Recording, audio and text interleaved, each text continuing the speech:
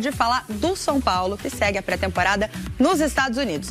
A agenda tá cheia por lá, tá rolando treino de manhã, treino de tarde. Felipe Cury traz as informações pra gente. Tá friozinho também, né, Felipe? Boa tarde. Tá friozinho, Gabi. Boa tarde pra você, pra todo mundo que acompanha a gente no Globo Esporte. Esses dias a gente tá entrando, às vezes tem até um sol, né? Hoje tá um pouquinho mais nublado, né? Parece que tá quente, mas na verdade não. Faz um baita de um frio por aqui, em Orlando, na Flórida. Um inverno pesado aqui nos Estados Unidos. Bom, vamos atualizar as informações do São Paulo, porque o São Paulo tem um reforço já a caminho aqui de Orlando, na Flórida. A gente tá falando do Enzo Dias, lateral esquerdo, que já foi anunciado oficialmente pelo presidente do São Paulo nas redes sociais ali. Ele postou uma foto ao lado do jogador. Os dois estão a caminho aqui de Orlando. Expectativa de que cheguem hoje à noite, que o Enzo Dias seja apresentado amanhã oficialmente como mais um reforço do São Paulo para essa temporada, um reforço que o São Paulo estava precisando ali para a lateral esquerda, né? Falando de lateral esquerda, uma novidade do treino de hoje de manhã, o Patrick apareceu por aqui pela primeira vez. Ele estava terminando de se recuperar de uma dengue, então correu aqui. Jogadores, o São Paulo fez um trabalho hoje muito mais voltado para a parte física, então os goleiros fizeram um trabalho aqui no campo o tempo inteiro, os outros jogadores ficaram mais aqui na academia que tem nesse complexo esportivo onde o São Paulo tem treinado nesses dias todos aqui em Orlando, na Flórida. E depois os jogadores de linha deram apenas uma corridinha em volta do gramado e no período da tarde eles vão ter a tarde livre para poder aproveitar um pouquinho a cidade. Muitos jogadores trouxeram inclusive as famílias aqui para Orlando, na Flórida, nessa curta pré-temporada do São Paulo aqui nos Estados Unidos. A gente preparou uma reportagem para mostrar alguns detalhes dessa pré-temporada e do porquê o São Paulo trouxe esse período de preparação para esse ano de 2025 aqui para Orlando. O São Paulo tem tudo custeado pelos patrocinadores e também pela organização do torneio e vai conseguir arrecadar inclusive 3 milhões de reais em ativações feitas pelos patrocinadores aqui do São Paulo mesmo. No caso, a casa de apostas aí que o São Paulo tem como patrocinador principal. Então vamos conferir essa reportagem que está bem legal. Nada como o sol da Flórida, né? Ainda mais porque nesse inverno o termômetro não passa dos 15 graus. Pô, pra mim então que sou baiano, parece que tô no Alasca. O São Paulo ficará menos de 2 semanas nos Estados Unidos. Por isso, tem que aproveitar ao máximo o tempo que tem. Quando faz em São Paulo, os atletas vêm, treinam, depois voltam para casa, voltam todo dia para o treinamento. Aqui eles ficam 24 horas juntos e isso obviamente cria mais relacionamento, principalmente com os atletas que chegam. Orlando é um dos destinos favoritos dos brasileiros no exterior. Todos os anos são cerca de 700 mil turistas vindos do Brasil. Com a pré-temporada aqui, alguns jogadores do São Paulo decidiram vir mais cedo para curtir as férias e também os parques temáticos que a cidade tem a oferecer. A segunda vez que eu venho pra cá, pra Orlando, pra curtir os parques. Cheguei uns 5 dias antes, deu pra aproveitar um pouco. Deu até sua foto com o Mickey, né? Então, não tem como vir na Disney e não tirar foto com o Mickey, né? O período em Orlando, além de descanso e curtição, trouxe boas notícias para o Ferreirinha, que vai herdar a camisa 11, que antes era do Rodrigo Nestor. Fico muito feliz, joguei com ela no Grêmio também. E eu acho que o mais importante é vestir a camisa do São Paulo. Agora é hora de se preparar para o 2025 do São Paulo. O tempo é curto em Orlando, mas é bom. E isso foi um dos motivos que trouxe o São Paulo para cá. Aqui chove muito menos, o clima é muito mais firme nesse período. Então isso também ajuda que a gente consiga ter mais treinamentos de campo, que é importante já que a pré-temporada, longe do ideal, ela é muito curta. Então a gente precisa aproveitar o máximo possível o tempo. O José Paes traz agora um resumo de tudo que você precisa saber do tricolor. Pode rodar.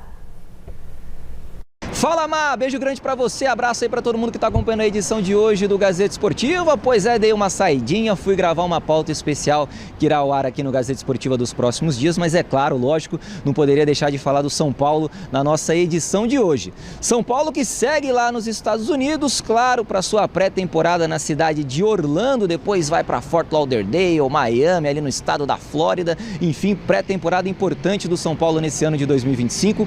Ontem treinamento em 2 períodos, no período da manhã e também no período da tarde, pela manhã na academia e à tarde no campo. Hoje também treino em 2 períodos, mas as 2 atividades no campo, lá no complexo da ESPN, na cidade de Orlando, onde tem os parques temáticos todos por lá. São Paulo que no dia 14, na semana que vem, deve apresentar oficialmente o meia Oscar, que deve vestir a camisa 8 do tricolor. Inclusive, um dos representantes aí da patrocinadora Master do São Paulo estará nessa entrevista coletiva, porque essa patrocinadora vai ajudar a pagar os vencimentos agradecimentos aí do Oscar, que tem contrato de 3 anos com o São Paulo Futebol Clube. O presidente Júlio Casares, claro, também estará presente nessa apresentação, nessa coletiva. Presidente que viaja amanhã lá para os Estados Unidos, ainda não está com a delegação, ficou por aqui para resolver outros tipos de problemas aqui no Brasil.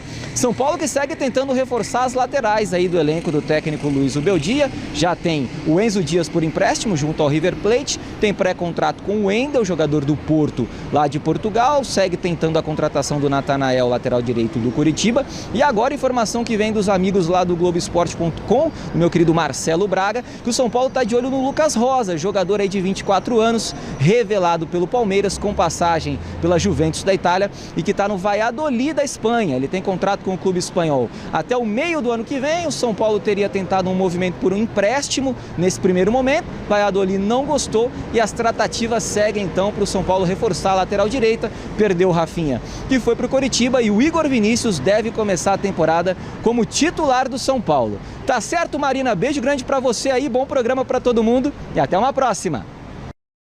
Valeu, Zé. E aí, Bacete, essas informações que o José Paes trouxe pra gente? O São Paulo vem trabalhando arduamente nos bastidores para fechar a montagem do elenco, pelo menos para o primeiro semestre de 2025. Já fechou com Enzo Dias, o Wendel tem um pré-contrato assinado, mas se o Porto não topar liberá-lo antecipadamente, o Wendel, que é um grande jogador, disputou a Copa América com a seleção brasileira, só chegaria em julho, né? Então perderia o primeiro semestre. O Enzo Dias ainda não embarcou para os Estados Unidos. O São Paulo ainda não tem um outro lateral direito definido. Então o Zubeldia está comandando a pré-temporada, que já é curta, sem o elenco estar completamente construído.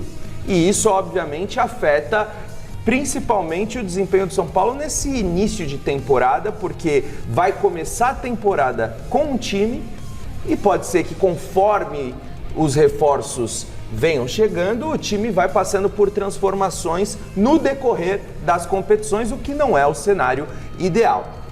De toda maneira, o São Paulo, mesmo com um orçamento curtíssimo, vem se esforçando para contratar jogadores, sempre na base de um empréstimo ou tentando atrair atletas que já estão na fase final do seu contrato com um outro clube, podendo assinar um pré-contrato e chegar ao São Paulo de graça, que assim a diretoria não precisa investir uma grande quantidade de dinheiro. Essa é a realidade do São Paulo atual.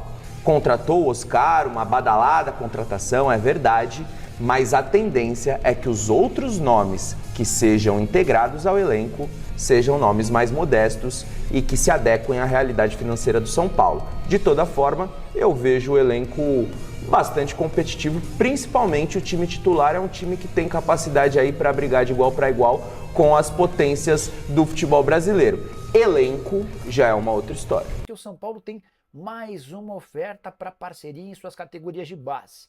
Há um concorrente de Evangelos Marinax para ser sócio do São Paulo por Cotia. O interessado é a Galápagos, gestora de investimento que já é parceira do São Paulo no FDIC, aquele fundo de investimento em direitos creditórios. Daqui a pouco eu explico um pouco mais sobre esse fundo, antes de contar sobre a ideia da Galápagos. Diante da mina de ouro que pode se transformar o CT de Cotia, a Galápagos demonstrou a intenção de repetir o modelo adotado pelo Marinax e que se é discutido já há algumas semanas para uma parceria. Marinax assumiria um percentual em sociedade com o São Paulo em troca de um baita investimento à promessa de 100 milhões de dólares entre 4 e 5 anos. A oferta que a Galápagos fez tem o mesmo molde, mas com cifras bem inferiores. O São Paulo tem como prioridade máxima o acordo com o Marinax. O tricolor já enviou detalhes do contrato que ele imagina o ideal e agora espera por uma resposta do departamento jurídico do Marinax. Algumas perguntas já foram feitas, algumas pequenas alterações no contrato inicial também foram realizadas, mas não há a palavra final, sim, para o acordo. Se isso acontecer nas próximas horas, nos próximos dias, a tendência é que o acordo seja anunciado em breve. Posso dizer para vocês que há mais entusiasmo do Marinax no acordo com o São Paulo do que na compra da SAF do Vasco. E o próprio Vasco já sabe disso.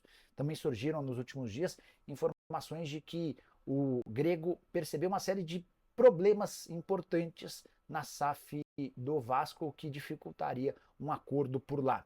filho do Marinacci, Miltiades Marinacci, é louco para que o pai compre a SAF do Vasco, para que ele passe a morar no Rio de Janeiro e se torne o dono do clube. Mas tanto o Evangelos Marinacci quanto o Edu Gaspar, recentemente contratado para ser o CEO dos clubes que ele dirige, trabalham para um acordo com o São Paulo. Em relação a Galápagos, só para contar, essa gestora de investimento está ajudando o São Paulo na criação de um fundo de investimento em direitos creditórios. O objetivo é captar 240 milhões de reais no mercado para substituir a maior parte da dívida que o tricolor tem com bancos.